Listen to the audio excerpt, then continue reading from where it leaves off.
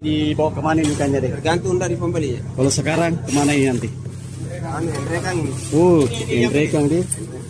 Proses bongkar muat ikan yang ada di pelabuhan TPI Lonrai Bone.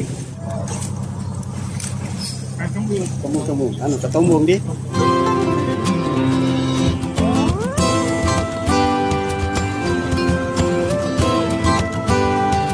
Hari ini kita berada di TPI Lonrai Kabupaten Bone, Sulawesi Selatan. Di sana ada proses bongkar nelayannya, kapal pagai dan tongkol. Kita lihat dulu proses bongkar ikan dari kapal pagai, kapal 8118DH, langsung disortir. Ini sementara proses sortir, memisahkan ikan-ikan yang kurang bagus. Ini ikan-ikan yang kurang bagus.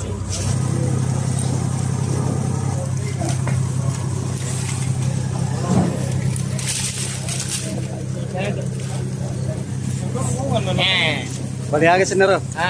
Layak. Lajang. Ikan lajang. Tembung. Ketumbung di. Si mata bola. Ini paling mahal ini.